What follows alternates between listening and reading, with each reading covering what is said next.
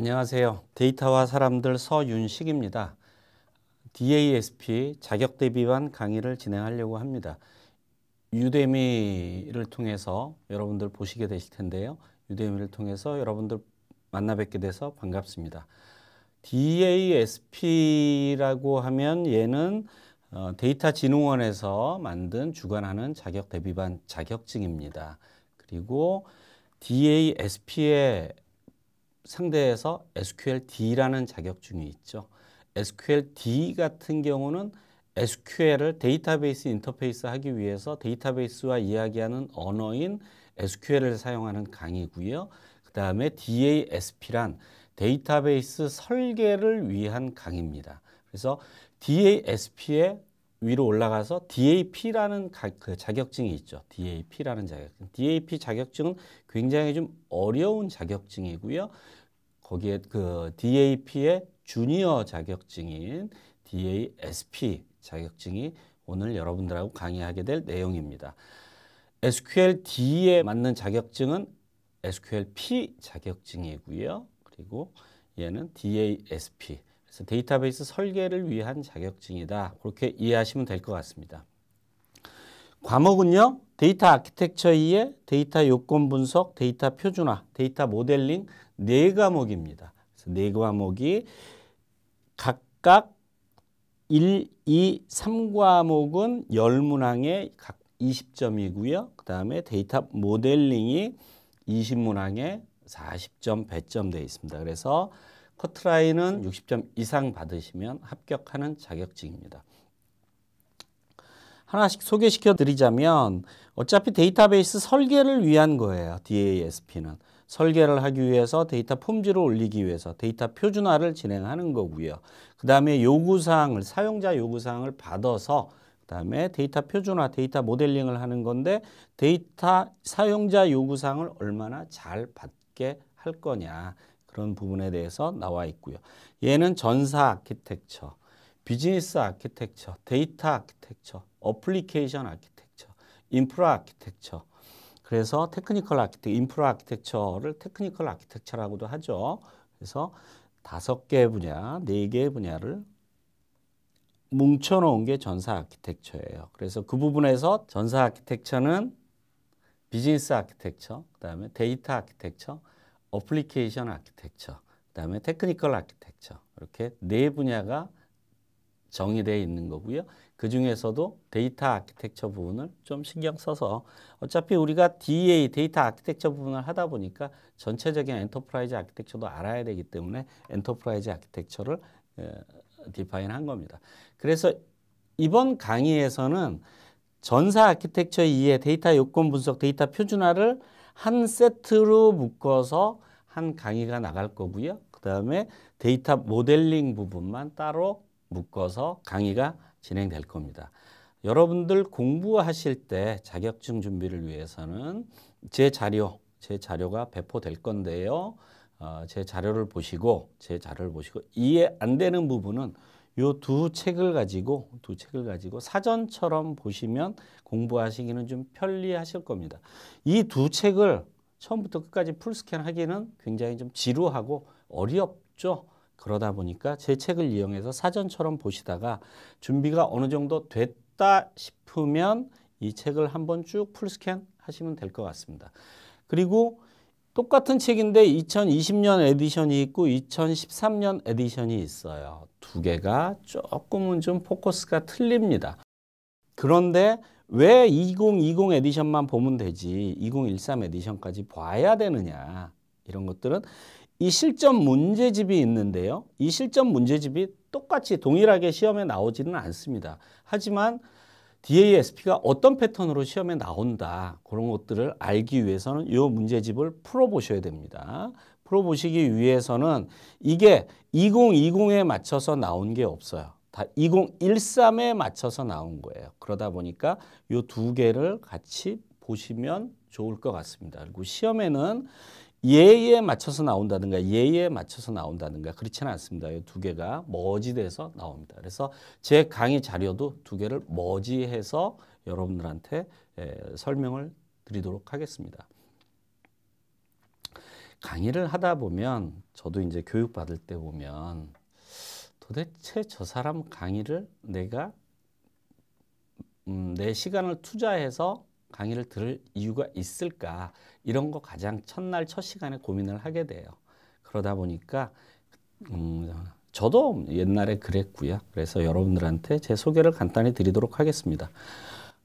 저는 94년 1월 달에 직장 생활을 시작했고요. 그래서 94년 1월부터 외환은행에서 한 12년 정도 직장 생활을 했고요. 그 다음에 현대 하이카 다이렉트 이쪽에서 10년 정도 근무를 했습니다. 그리고 이때도 DBA, 데이터와 관련된 거, 이쪽도 데이터 아키텍처로 일을 했습니다. 그리고 CS3라는 데이터 아키텍처 컨설팅 회사입니다. 이쪽에서 근무를 했었고요. 그 다음에 2016년도부터는 같이 회사를 다니면서 병행해서 투잡이라고 하죠. 예, 강의를 지속적으로 했습니다. 그리고 최근에는 강의만 전문적으로 진행을 하게 됩니다. 요즘은 컴퓨터공학과라고 하지만 예전에는 전자계산학과라고 했어요. 그래서 94년도 2월 달에 졸업했는데 전자계산학, IT를 전공을 했고요. 그 다음에 석사는 경영학을 전공을 했습니다. 그리고 박사과정은 IT랑 경영이랑 믹스된 학과에서 공부를 했습니다. 그래서 경영학 석사고요. 그 다음에 IT 정책 경영학 박사과정 수료를 했습니다. 제 강의 경력은 데이터와 사람들에서 DAP 및 SQLP 자격 대비반을 운영하고 있습니다. DAP 같은 경우는 23년 1월 달에 끝난 게 25기고요. 그 다음에 SQLP 같은 경우는 SQLP는 23년 2월 달에 끝난 게 23기입니다. 그래서 20여 회차를 DAP, SQLP 자격 대비반 강의를 했고요. 그 다음에 LGCNS에서 실전 데이터 모델링 강의를 했고요. 그 다음에 보건복지부 국방대학원에서 DA 강의했고요. 롯데정보통신 DAP 자격 대비반 진행했고요. 그 다음에 최근에는 삼성전자에서 업무에 바로 쓰는 SQL 강의를 했습니다. 사실 대표적인 것만 뽑아왔는데요. 강의했던 이력을 뽑자면 A4 2장을 꽉 채울 것 같습니다. 제 취미는 경비행기 조종입니다. 라이센스가 있고요. 데이터 아키텍처 개념, 이 시간에는 데이터 모델링에 대해서 소개를 하고요. 그 다음에 데이터 표준화, 전사 아키텍처에 대해서 소개를 좀 해드리겠습니다. 이번 시간에는 어떤 목표냐면 우리가 63빌딩까지 걸어간다고 생각을 해볼게요. 내가 63빌딩을 현재 몇 층에 있고 그 다음에 어느 정도 높이에 있고 얼만큼 더 가면 완료된다 정도 큰 숲을 본다고 생각하시면 될 것 같습니다. 그걸 모르고 내가 몇 층인지도 모르고 무작정 올라가다 보면 힘 조절이나 그런 것들이 패턴 조절이나 그런 것들이 어렵겠죠. 그래서 전체적인 숲을 볼 수 있는 거 그거를 소개하기 위해서 데이터 모델링, 데이터 표준화, 전사 아키텍처 이해를 가지고 왔습니다. 그리고 업무 요구사항 정의, 업무 요건 정의 이 부분은 빠져 있는데요. 왜 그러냐면 업무 요건 정의는 사용자한테 요구사항을 듣는 거잖아요. 그래서 듣고 그걸 가지고 전산화시키는 거고요. 데이터베이스화 시키는 거고요. 그러다 보니까 그건 쉬운 부분이니까 넘겼고요. 그 다음에 데이터 모델링, 데이터 표준화, 전사 아키텍처 이 부분만 가지고 커다란 숲을 보시면 좋을 것 같습니다. 데이터 모델링이란 현실 세계에 대해 우리가 관심이 있어 하는 대상을 데이터베이스화하기 위한 개념적 도구입니다.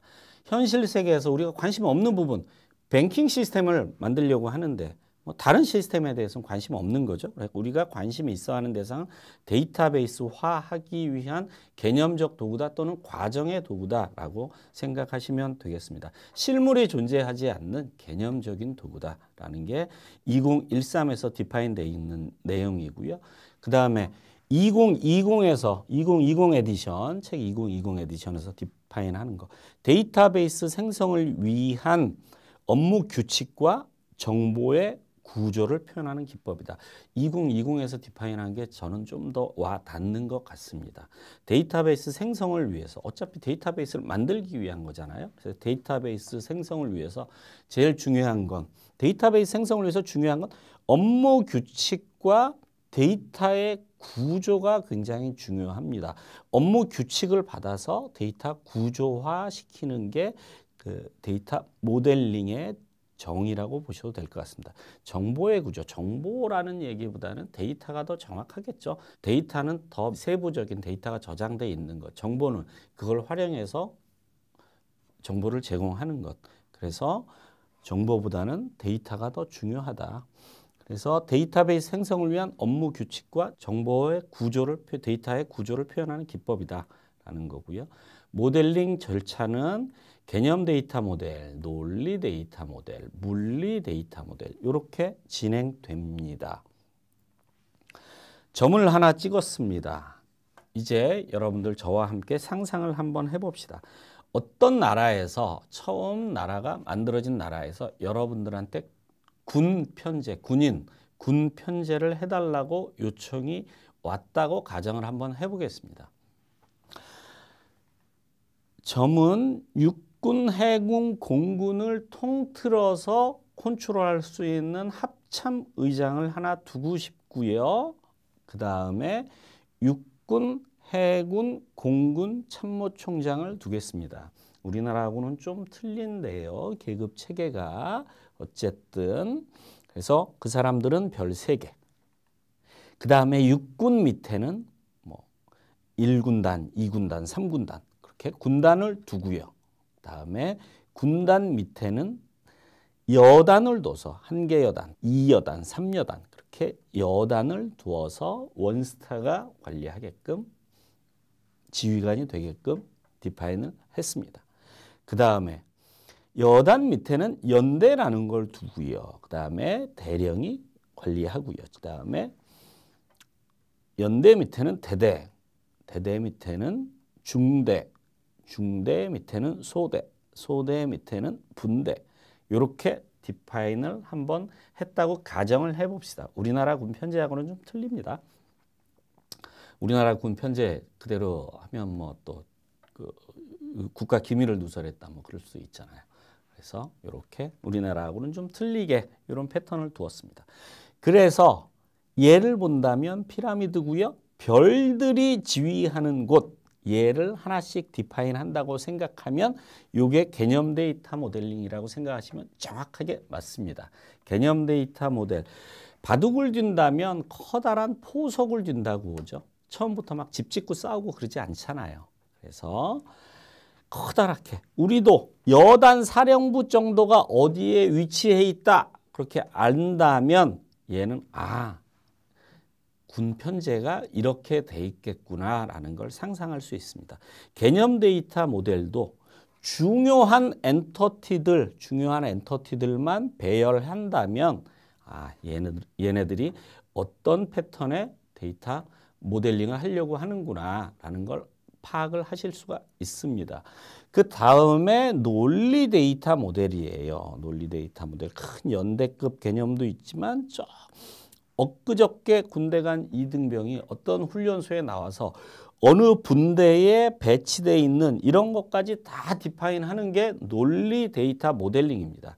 그래서 논리 데이터 모델링이 끝나면 데이터 모델링이 끝났다라고도 이야기합니다. 즉 무슨 얘기냐면 비즈니스 요구사항을 모든 비즈니스 요구사항을 다 디파인해서 다 집어넣는 게 논리 데이터 모델링까지예요. 군대에서 포로로 잡았다. 그러면 여기에 있는 사람을 포로로 잡는 게 좋을까요? 여기에 있는 사람을 포로로 잡는 게 좋을까요? 네. 여기에 있는 사람을 포로로 잡는 게 훨씬 많은 정보를 캐치해낼 수가 있겠죠. 데이터 모델링도 여기에 있는 이 엔터티 하나 잘못 설계하면 프로그램에서 억세스하는 프로그램이 얘를 억세스하는 프로그램이 기껏해야 2-3개 정도만 수정하면 될 겁니다. 하지만 여기에 있는 데이터 엔터티를 수정하게 된다면 얘를 만약에 10만 개의 프로그램이 존재한다면 최소한 4-5천 개는 여기에 있는 테이블들을 억세스하게 될 겁니다. 즉 그렇기 때문에 여기에 있는 설계를 굉장히 잘 해야 된다. 그래서 개념 데이터 모델을 잘 해야 된다. 그래서 개념 데이터 모델, 논리 데이터 모델 패턴으로 진행됩니다. 이상하다. 제가 개념 데이터 모델하고 논리 데이터 모델하고 물리 데이터 모델이라고 설명을 드렸었는데요. 논리 데이터 모델 하면 모델링이 끝났대. 이게 무슨 얘기예요? 예, 봅시다. 그러면 개념 데이터 모델, 논리 데이터 모델, 물리 데이터 모델은 뭐냐? 개념 데이터 모델은 아까도 장군이 지휘하는 그 부대를 딱 디파인했어. 얘만 보면 이 부대가 어떻게 구성되어 있구나 대략적으로 알 수 있었어요. 그리고 모든 비즈니스 요구사항을 다 담아서 논리 데이터 모델링을 했어요. 자, 이제 군 편제가 다 끝났어요. 그런데 이제 파병 요청이 왔어. 파병 요청. 파병 요청이 오면 베트남 같은 데서 파병 요청이 왔을 때랑 중동, 이란, 이라크 뭐 이런 데서 파병 요청 왔을 때랑은 좀 틀리겠죠.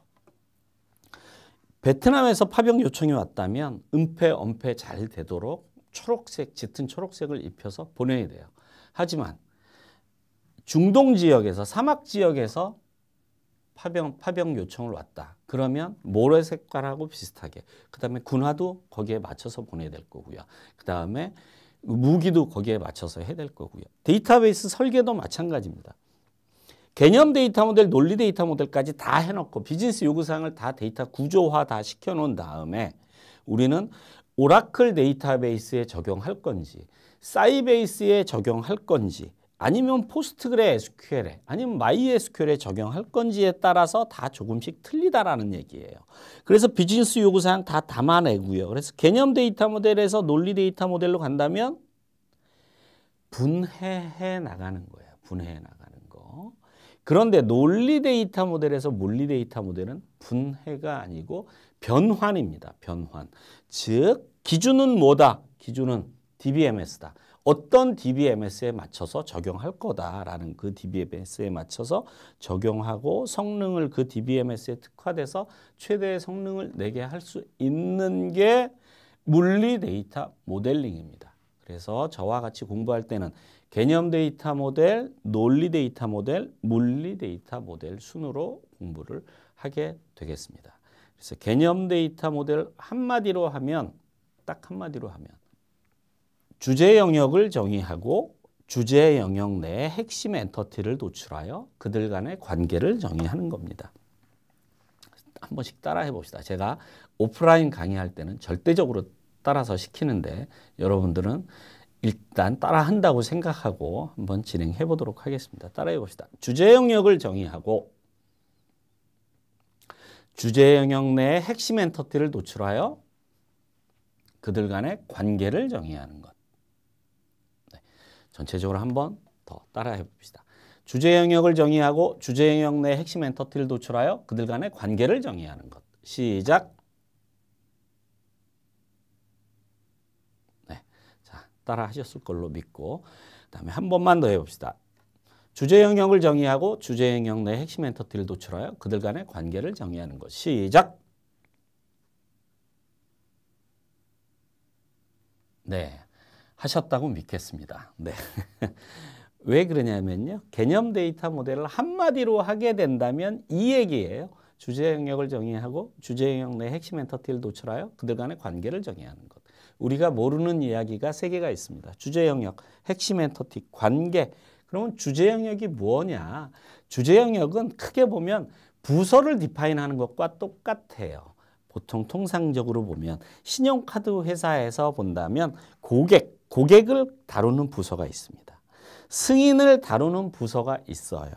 그리고 청구 결제를 하는 부서가 있고요. 인사부서가 있고요. 모든 회사에 다 있는 인사부서가 있고요. 그 다음에 재무회계 부서가 있습니다. 이런 식으로 나뉘어져요.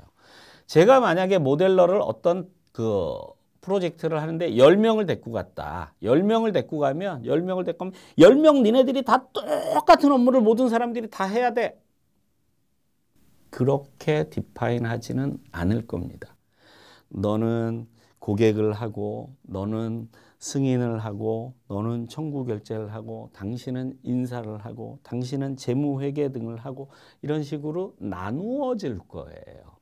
그런 식으로 디파인 하듯이 얘도 나누는 게 주제 영역입니다. 그래서 고객 주제 영역, 승인 주제 영역, 청구 결제 주제 영역, 인사 주제 영역, 재무회계 주제 영역. 그렇게 일반적으로 본다면 회사의 부서를 분류하는 게 주제 영역과 거의 흡사하게 분류가 되어 있습니다. 그래서 그렇게 나누어진다라고 생각하시면 거의 맞겠습니다. 엔터티, 주제 영역은 부서 정의하는 것과 같고 핵심 엔터티를 알기 위해서는 엔터티를 알아야 되죠. 엔터티란 무엇이냐면 데이터를 담는 그릇이고요. 그 다음에 물리 모델로 가서는 테이블로 이야기합니다. 그래서 테이블로 이야기했으면 지금 논리 모델에서도 테이블로 이야기했으면 좋겠지만 안타깝게도 데이터 모델링은 까탈스럽게 논리 데이터 모델링하고 물리 데이터 모델링이 똑같은 동일한 개체를 부르는 용어가 조금씩 틀려요. 그래서 물리 데이터 모델에선 테이블로 부르는 걸 논리 데이터 모델에선 엔터티라고 부른다라고 이해하시면 아주 정확하게 이해하신 겁니다. 그래서 엔터티가 어떻게 생겼냐? 이렇게 생겼습니다. 고객 번호, 이름, 개인 법인 구분, 개인과 고객으로 나뉘어졌고요. 법인일 경우에는 법인 대표자, 법인 번호가 있다. 이렇게 디파인 되어 있습니다. 얘를 박스를 구한 걸, 그린 걸 서브 타입이라고 이야기합니다. 실제 데이터를 보면요. 고객번호에는 고객번호 1번, 이름은 홍길동이다. 개인 법인 구분은 1번이다. 개인 법인 구분에 아무것도 없기 때문에 얘는 그냥 법인 대표자 법인 번호는 법인일 때만 들어오는구나 라고 이해하시면 좋겠습니다. 3번 돈 많아 은행 2번이네. 2번이야 2번. 얘는 뭐예요? 법인이에요. 법인이기 때문에 반드시 법인 대표자와 법인 번호가 있어야 합니다. 여기 별표 친 거 있죠.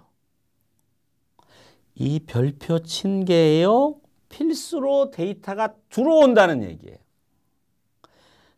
별표가 아니면 동글뱅이를 칠 수도 있거든요. 동글뱅이 친다는 건 데이터가 어쩔 땐 들어왔다가 어쩔 땐 안 들어왔다가 한다는 얘기예요. 그렇다면 얘가 동글뱅이가 아니고 별표니까 2번에서 별표니까 2번일 때만 데이터가 들어온다는 이야기죠. 그래서 1번 홍길동 1번이니까 얘는 데이터가 안 들어왔고요. 잘나가 자동차 2번이니까 별표니까 2번일 경우에는 반드시 데이터가 들어온다 라는 내용이에요.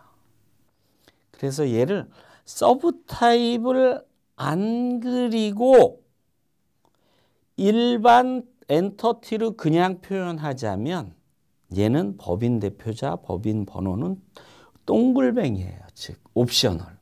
어떨 땐 들어오고 어떨 땐 안 들어오고 데이터도 여기 보면 어떨 땐 들어왔고 어떨 땐 안 들어왔고 라는 얘기죠. 그런데 얘가 서브 타입으로 표현 안 됐기 때문에 어떨 땐 들어오고 어떨 땐 안 들어오고 디파인해서 표현할 수가 없었다는 얘기죠. 그래서 얘가 더 입체적이고 비즈니스 요구사항을 더 많이 담아낼 수가 있겠죠. 서브 타입을 표현한 걸. 그래서 서브 타입을 표현한 게 비즈니스 요구사항을 더 자세히 담을 수 있겠다라는 내용입니다. 주제 영역을 정의하고 주제 영역 내에 핵심 엔터티를 노출하여. 핵심 엔터티. 이제 엔터티는 뭔지 알았어, 우리가. 엔터티는 뭔지 알았어. 그럼 핵심 엔터티는 뭘까? 봅시다. 엔터티. 이 ERD를 좀 크게 그려보면요. 모든 회사는, 사기업은 고객에게 상품을 판매하면서 시작합니다. 그래서 고객이 상품을 구입하면 업무 비즈니스를 저는 신용카드를 가지고 왔어요. 신용카드 안 써본 사람 없잖아요. 다 쓰시잖아요. 그래서 비즈니스를 모든 사람들이 알기 위한 쉬운 프로세스를 설명드리기 위해서 신용카드를 갖고 왔는데, 고객이 상품을 가입하면 카드가 나오고요. 이 카드가 나오면, 이 카드 얘기하니까 제가 제일 신입 직원 때 들어갔던 회사가 은행에서 카드 업무를 했는데, 처음 요즘은 이제 대학생들도 카드 발급, 신용카드 발급이 어느 정도 허용되는 걸로 알고 있는데 94년도만 해도 신용카드가 발급이 안 됐어요. 대학생들한테는. 그래서 취직이 돼야지만, 회사에 입사해야지만 신용카드가 나오는데, 이 신용카드를 처음에 회사 딱 들어가서 제일 먼저 한 게 신용카드 가입 원서를 썼어요. 가입 신청서 쓰고 보냈죠. 요즘 같으면 쓰고 나서 심사하고 금방 신용카드가 나올 텐데, 과거에는 똑같이 써서 똑같이 보냈는데 어떤 사람은 나오고 어떤 사람은 조금 있다 나오고, 그래서 하루는 신용카드라는 게 어떤 동기 하나가 신입사원 연수 받는데 신용카드를 딱 들면서 이야 신용카드 나왔다, 오늘은 내가 쏠게. 그래서 우르르 몰려가서 그날 막 또 그 동기들 처음 만난 지 얼마 안 된 동기들이니까 친해져야 되잖아. 막 부어라 마셔라 술 엄청 먹고 딱 그 다음날 출근을 딱 했어요. 그러고 났더니 또 다음 사람이 또 야 오늘은 내가 나왔다, 내가 한번 쏠게. 그래서 일주일 내내 저녁에 술 먹었던 생각이 있는데, 어쨌든 신용카드를 가지고 어디서 써요? 이렇게 이쯤 얘기하고 나면 술집에서 씁니다 라고 이야기하시는데, 가맹점에서 씁니다. 그래서 신용카드를 가맹점에서 쓰게 되면 신용카드 사용이 나오죠. 쓸 때는 좋았는데 한 달 뒤에 청구가 나와서 결제를 하겠죠. 이게 신용카드 회사의 개괄 데이터 모델입니다. 자, 그래서 엔터티를 분류한다면 키 엔터티, 메인 엔터티, 액션 엔터티로 분류를 하게 됩니다. 그래서 키 엔터티, 메인 엔터티, 액션 엔터티를 묶어서 핵심 엔터티라고 이야기를 합니다. 그래서 이 두 개를 묶어서 핵심 엔터티라고 한다. 자, 그럼 키 엔터티는 뭐고 메인 엔터티는 뭐고 액션 엔터티는 뭐냐? 우리가 엔터티는 알았는데 키, 메인, 액션 어떤 구분으로 나누어지느냐? 먼저 키 엔터티를 보시면요. 종교와 같습니다. 즉 신과 같아요. 키 엔터티. 키 엔터티는 신과 인간의 가장 큰 차이점. 신은 부모가 없죠. 원래부터 있었고 처음부터 있었고 스스로 존재했대요. 무슨 얘기인지는 이해는 안 되지만 어쨌든. 그리고요 카드는 부모가 있죠. 고객이 상품을 가입해서 나온 거야. 얘는. 고객이 상품을 가입해서. 근데 고객은 C0001을 홍길동으로 하기로 했다 라고 해서 디파인 된 겁니다. 그래서 부모가 없는 걸 찾아보면 고객, 상품, 신용카드는 고객이 상품을 가입했고, 카드 사용은 카드를 가맹점에서 사용했으니까 카드 사용이 나온 거고요. 청구는 카드 사용했으니까 청구가 나온 거고. 그래서 부모가 없는 걸 찾아본다면 고객, 상품, 가맹점 요 세 개가 키 엔터티가 되겠습니다. 그래서 부모가 없는 놈이 키 엔터티. 그래서 본다면 고객, 상품, 가맹점. 그러면 메인 엔터티는 어떤 거냐라는 얘기예요. 메인 엔터티. 부모가 존재하지만 자식을 무수하게 많이 낳는 것들. 이게 메인 엔터티입니다. 쉽게 얘기해서 신용카드 회사에서 카드부터 얼마나 많은 일들이 발생하겠어요. 그 다음에 카드 사용부터 얼마나 많은 일이 발생하겠어요. 청구부터 얼마나 많은 일들이 발생하겠어요. 얘네들이 다 메인 엔터티들이라고 이해하시면 됩니다. 그래서 그러면 액션 엔터티는 어디 있어요? 제가 커다란 흐름을 그렸기 때문에 얘들을 잔잔한 액션 엔터티는 디파인해 갖고 오지 않았습니다. 그래서 얘에 딸려 있는 다양한 엔터티들이 액션 엔터티다라고 이해하시면 됩니다. 그래서 우리는 개념 데이터 모델을 하면 주제 영역을 정의하고 주제 영역 내 핵심 엔터티를 도출하여, 근데 핵심 엔터티란 데이터를 담는 그릇, 테이블인데 이 엔터티의 핵심 엔터티는 그 키 엔터티, 메인 엔터티, 액션 엔터티가 있고, 그리고 키 엔터티, 메인 엔터티, 액션 엔터티가 있고, 키 엔터티, 메인 엔터티를 합쳐서 핵심 엔터티라고 한다. 그게 개념 데이터 모델에서 처리하는 거다. 그래서 키 엔터티, 메인 엔터티, 핵심 엔터티가 전체 엔터티의 10에서 15%면 아주 정확한 겁니다. 그래서 10에서 15%를 차지한다. 이제 주제 영역을 정의하고 주제 영역 내의 핵심 엔터티를 도출하여 그들 간의 관계를 정의한다. 관계. 기수성, 선택성. 뭐가 이렇게 복잡해. 오, 복잡해. 못 보겠어. 보지 맙시다. 우리. 그냥 관계는 이렇게 보시면 편리해요. 점선인 쪽이 데이터가 먼저 생긴다. 그렇게 이해하시면 아주 정확합니다. 자, 반 딱 나누어서 여기 딱 나누어서 요 위에 거는 얘 거예요. 얘 밑에 거는 실선은 카드 쪽이 거예요. 여기도 반 딱 나눠서 위에 거는 상품 쪽 설명이에요. 밑에 건 카드 관련된 카드 번호 설명이에요. 즉 고객이 점선이니까 점선 쪽에 데이터가 먼저 생긴다라는 얘기예요. 그러면 논리적으로 맞잖아요. 보세요. 고객도 없는데 카드를 발급해 줄까요? 누구한테 발급해 줘요? 그렇죠. 고객이 먼저 생겨야 되겠죠. 상품도 없는데 카드가 발급될 수 있을까요? 없죠. 그렇죠. 그래서 상품이 데이터가 먼저 생긴다. 카드도 없는데 카드 사용할 수 있어요? 없어요? 말이 안 되잖아, 논리적으로. 그러니까 카드가 있어야지 카드 사용이 있고, 카드가 존재하지도 않는 가맹점에서 카드를 사용할 수 없잖아요. 그러니까 점선 쪽에 데이터가 먼저 생긴다. 점선 쪽에 데이터가 먼저 생긴다라는 이야기고요.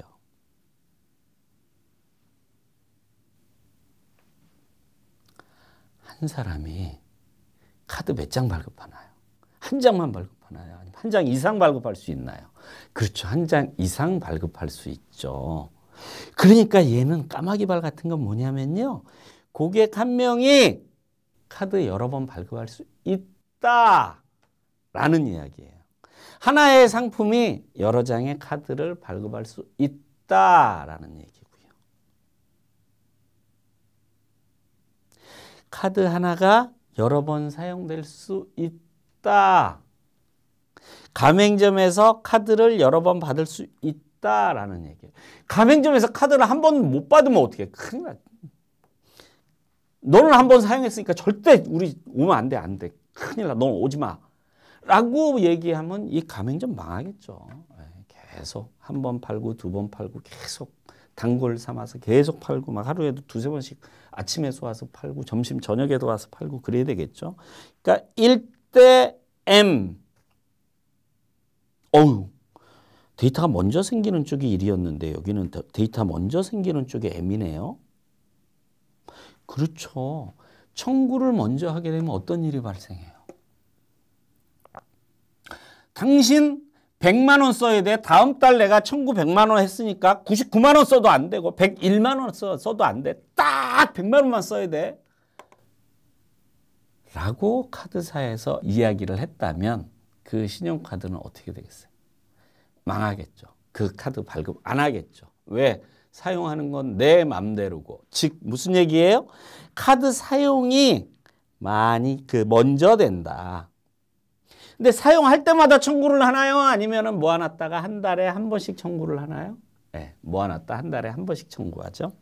그러니까 카드 사용 데이터가 먼저 나오고 여러 번 사용 내역을 한 번에 묶어서 청구한다. 그래서 1대 M 관계고요. 데이터는 카드 사용 쪽이 먼저 생긴다 라고 이해하시면 될 것 같습니다. 그래서 개념 데이터 모델은요, 주제 영역을 정의하고 주제 영역 내 핵심 엔터티를 도출하여 그들 간의 관계를 정의하는 것.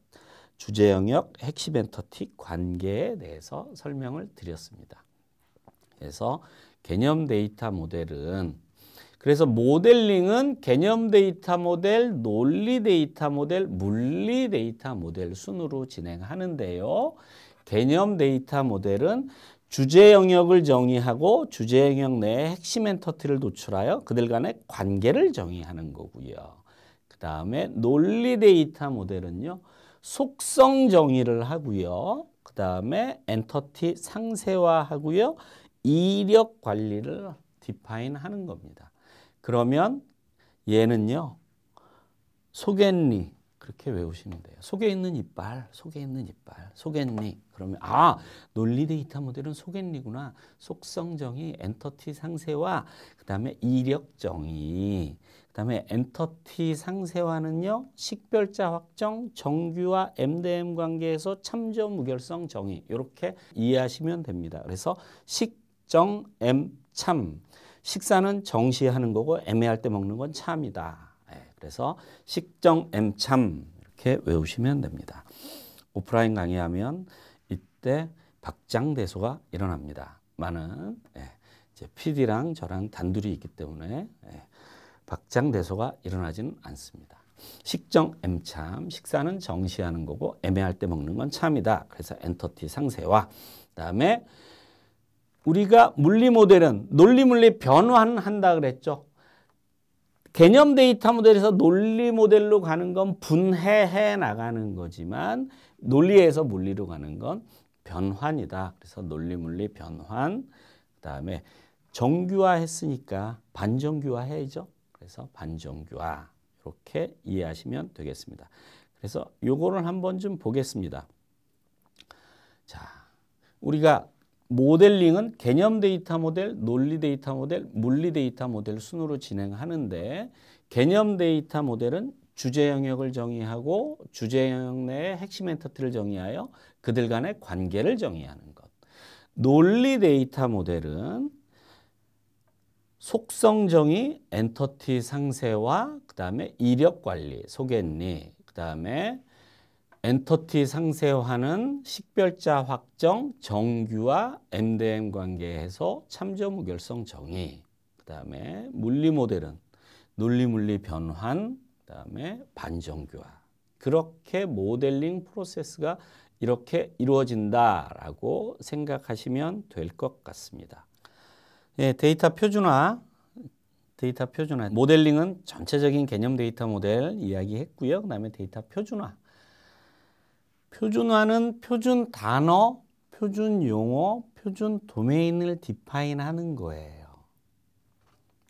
표준 단어는 뭐냐면요, 속성명, 한글명이죠. 컬럼명, 영문명의 표준화를 디파인하는 건데, 과거에는 이런 식으로 어떤 부분에 프로그램 하는 사람이 틀렸고 또 이 부분 프로그램 하는 사람이 틀렸고 이 부분 프로그램 하는 사람이 틀렸어요.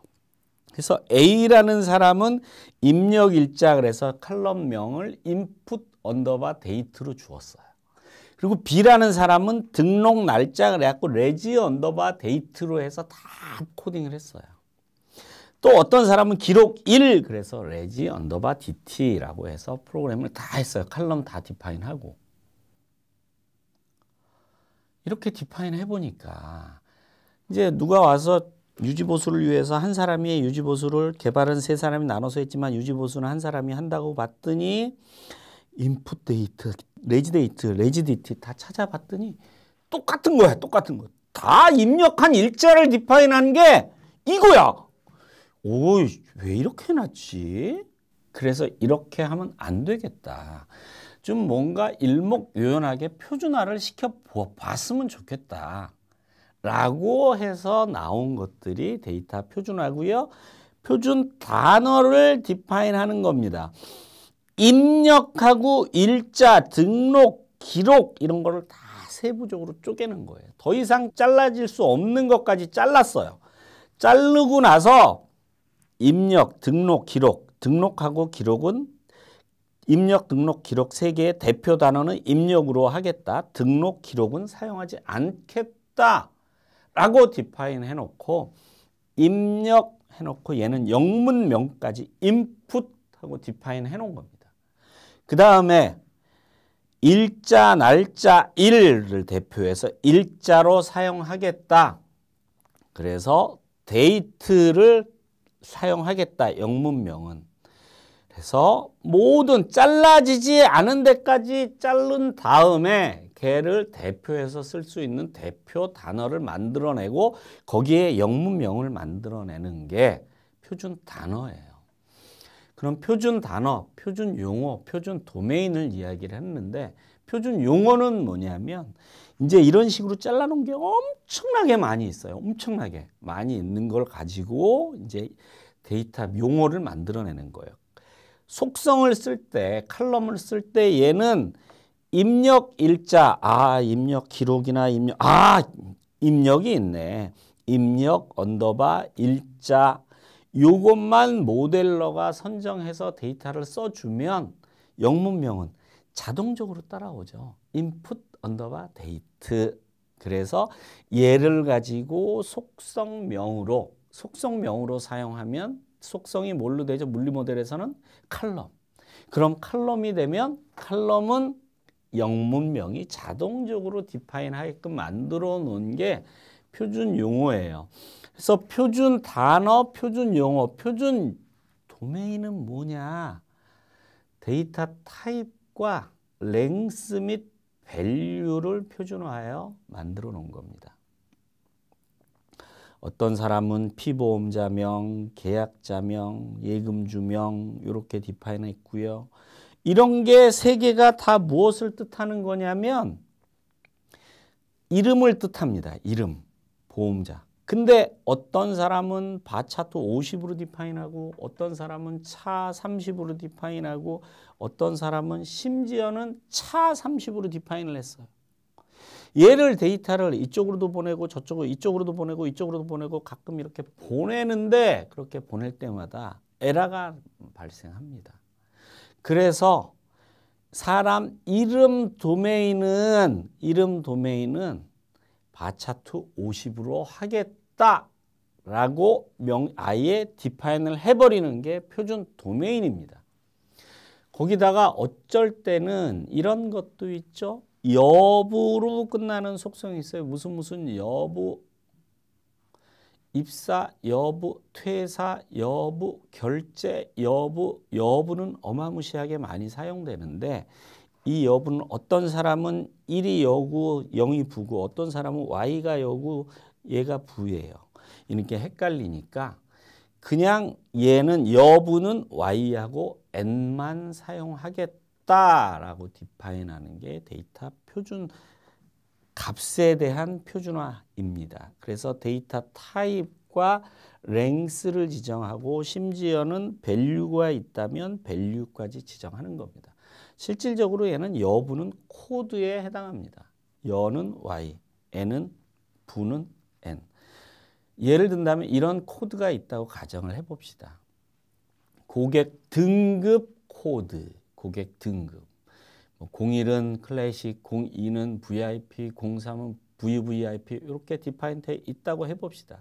그러면 고객 등급이라는 건 바차트 2바이트로 디파인하고 밸류를 01, 02, 03 디파인 해놓으면 표준 코드까지도 그 도메인으로 디파인 할 수가 있겠죠. 예. 이렇게 한 다음에 표준 용어는 표준 단어를 모아서 사용한다고 했죠. 그 다음에 걔가 속성 명칭으로 들어간다 그랬죠. 걔의 표준 용어의 맨 끝 단어는 표준 도메인으로 끝나게끔 디파인을 해 놓습니다. 그러면 얘는 일자 도메인이라고 디파인 해 놓겠죠. 입력 일자라고 디파인 하면 input 언더바 데이터는 자동으로 쫓아오고 끝에는 일자는 도메인이 디파인 되어 있어서 바차2 8바이트로 딱 디파인이 되어 있기 때문에 얘는 입력 일자 8바이트 딱 표준 단어하고 끝에는 표준 도메인으로만 쓴다면 영문명, 데이터 타입, 랭스 이런 게 자동으로 디파인 되도록 한 게 데이터 표준화입니다. 그래서 데이터 표준화를 한다면 표준 단어를 디파인하고 잘라지지 않는 곳까지 다 쪼개서 데이터를 다 디파인하고 거기에 영문명 다 달아놓고요. 그 다음에 표준 도메인 2개 내지 3개 이상을 머지해서 표준 용어를 만들어냈고요. 표준 용어는 끝은 표준 도메인으로 끝나야 된다. 라고 해서 그러면 속성 명칭, 속성 영문명, 데이터 타입 이런 것들이 일목요연하게 들어갈 수가 있겠죠.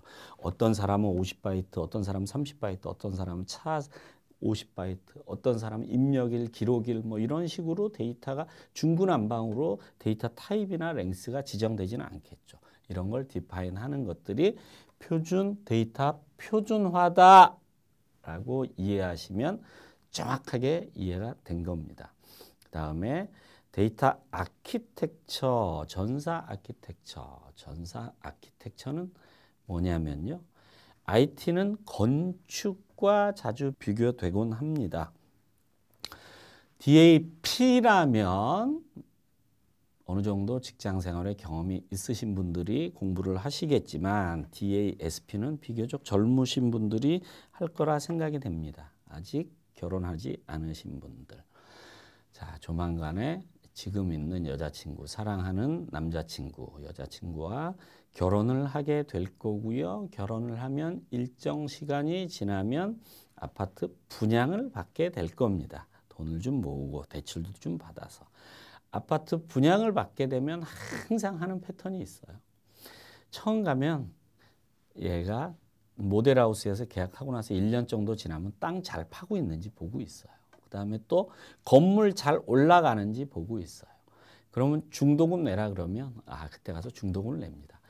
또 1년 정도 지나면 얘가 건물을 외장은 거의 다 졌네. 내장 공사만 하겠네 라고.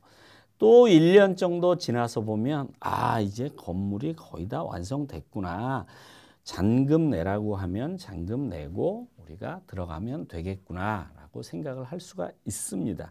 그래서 건축은요. IT는 건축에서 따왔는데 건축은 가시화가 굉장히 잘 돼 있어요. 프로젝트 딱 보면 한 1, 2년 정도 지나서 얼마 정도 지나서 그 다음에 거의 입주가 끝나서 눈에 보이죠? 밖에서 보면.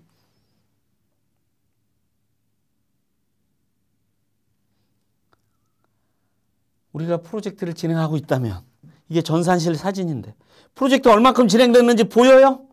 얘가 프로그램 어떻게 짜였는지 네트워크 어떻게 구성되어 있는지 보여요? 안 보여요. 아무것도 안 보여요. IT는 가시성이 제로예요. 너무 안 좋아. 가시성이 너무 나빠. 그래서 얘만 봐서는 알 수가 없고 얘를 봐야 돼요. 네트워크 구성도를 봐야지만 얘 네트워크가 어떻게 구성되어 있구나 알 수 있고요. 서버 구성도를 봐야지 서버가 이렇게 구성되어 있구나. 프로그램에 어떤 프로그램이 돌아가고 있는지 알아요? 모르죠. 이런 프로그램이 있구나. 업무 프로세스는 이렇게 돌아가는구나. 이거를 다큐멘트화 해줘야지만 IT는 프로세스 전반적인 구성을 확인할 수가 있어요. 그래서 컨설턴트들이 차세대가 끝나고 개발이 끝나고 한 5년 정도 지나면 그 회사에 IT가 정상적으로 구성되어 있나, 앞으로는 어떻게 나가면 좋겠나 라는 걸 ISP라는 걸 하게 되는데, 컨설팅을 받게 되는데, 그 컨설턴트들이 가서, 데이터 아키텍처 컨설턴트들은 가서 ERD 있어요? 라고 이야기를 물어봅니다. 유지보수하는 사람들한테. 그러면 아주 자신감 있게 ERD 있죠. IT에서 ERD가 없으면 어떻게 하겠습니까? 라고 ERD를 있습니다. 하는데 꼭 단서 조항이 하나가 답니다. 있기는 있는데요. 뒷머리 걱정하면서 처음 개발할 당시 그때 거예요. 현행화는 안 돼 있어요. 라고 이야기를 해요. 어플리케이션 담당자들한테 뭐 프로그램 리스트 있어요? 있습니다. 하지만 과거 거예요. 네트워크 담당자한테 가서 네트워크 구성도 있어요? 있지만 옛날에서 현행화돼 있지 않아요. IT는 가시화돼 있어야 하는데 그 다큐멘트가 있어야 가시성이 좋은데 과거 거라면 현행화 안 돼 있는 ERD 네트워크 구성도 서버 구성도가 어떤 의미가 있냐 이거죠. 물론 의미는 있습니다. 거의 그거 가지고도 한 7, 80%는 파악할 수 있겠죠. 하지만 현재 정확한 상황을 파악할 수는 없겠죠. 그래서 다큐멘트를 현행화했으면 좋겠다라고 하는 게 전사 아키텍처가 처음 시작한 개념입니다. 그래서 이제 전사 아키텍처를 이렇게 현행화 시켰어요. 현행화 시키고 앞으로도 계속 현행화 해야 돼 라고 해서 컨설턴트가 나갔어. 그러고 나면 개발자들이 프로그램 ERD를 좀 수정하고 데이터를 수정하고 테이블을 수정하고 적용하면 그거를 제대로 앞으로 지켜야 돼 하면 지켜질까요? 안 지켜집니다. 프로세스가 만들어져야 돼요. 새로운 걸 적용하기 위해서는 DB가 바뀌었다면 ERD를 구성해야 되고요. 어플리케이션이 추가됐다면 그 추가된 것 목록 다 달아놔야 되고요. 네트워크 장비가 들어왔다면 새로 해야 되고요. 그 네트워크 구성을 새로 좀 바꿔줘야 되고요. 하지만 개발자들한테 물어보면 100이면 100 똑같은 얘기합니다. 지금 현업에서 데이터 그 어플리케이션 바꿔달라고 요청하는 게 줄을 서 있는데 엄청나게 바쁜데 그 다큐멘트 하는 시간에 나는 어플리케이션 그 요구사항 들어온 거 하나라도 더 처리해 주겠다. 그게 더 올바른 거 아니냐라고 변명을 합니다. 사실은 그럴듯할 것 같지만 하나를 보면 자세히 한번 보면 그럴듯하지만 크게 외부에서 본다면 크게 데이터를 크게 큰 관점에서 관리적인 관점에서 본다면 틀린 얘기라는 거죠. 틀린 얘기. 그래서 그 데이터가 어플리케이션이 어떻게 되어 있는지 그 담당자 머릿속에만 있어. 머릿속에. 딴 사람은 전혀 알 수가 없어. 그 사람이 만약에 딴 데 발령 나거나 퇴사하면 그 시스템 벙쪄서 그거를 확인하려면 어플리케이션 프로그램 다 일일이 뒤져서 까서 봐야 돼. 이게 정상적인가요? 이게 맞는 얘기인가요? 아니죠. 그래서 다큐멘트화 하자라고 이야기해 놓은 게 다큐멘트화 하자 해서 한 게 엔터프라이즈 아키텍처다. 그러고 봤더니 그래서 프로세스를 다 정의해 놨어요. 또 그럼에도 불구하고 지켜요? 안 지켜요. 시스템화 해야 돼요. 그 다음에 관리자가 담당자가 있어야 돼요. 그래서 어플리케이션을 수정하면 수정한 것을 적용하기 위해 배포하기 위해서는 배포 담당자한테 가고 그 관리 사이에서 엔터프라이즈 아키텍처 담당자가 승인을 눌러줘야지만 얘가 배포가 가능하다. 그러면 그 엔터프라이즈 아키텍처 담당자가 있으면 이거 다큐멘트 빠졌네요. 다시 그 반려시키고 다시 그거 작성해 주세요. 그렇게 돼야지만 바뀔 수 있다라는 거죠. 현행화를 유지할 수 있다라는 얘기죠. 그러다 보니까 정책도 필요하고요. 프로세스도 필요하고요. 시스템도 필요하고요. 사람도 필요하고요. 그 다음에 현행 아키텍처를 잘 구성해 놓고 봤더니 목표 아키텍처를 또 구성해서 보면 좋을 것 같아요. 목표 아키텍처만 구성해 놓으면 자동적으로 얘가 현행 아키텍처에서 목표 아키텍처로 되나요? 이행, 실행 계획이 있어야 되겠죠. 그래서 현행 아키텍처 잘 구성하고요. 목표 아키텍처도 디파인 하고요. 이행할 수 있는 이행 계획 만들고요. 이런 것들이 전사 아키텍처입니다. 그러다 보니까 전사 아키텍처가 내용이 좀 커지다 보니까 정책도 그다음에 비전도 디파인하고 이렇게 만들어진 게 전사 아키텍처고요.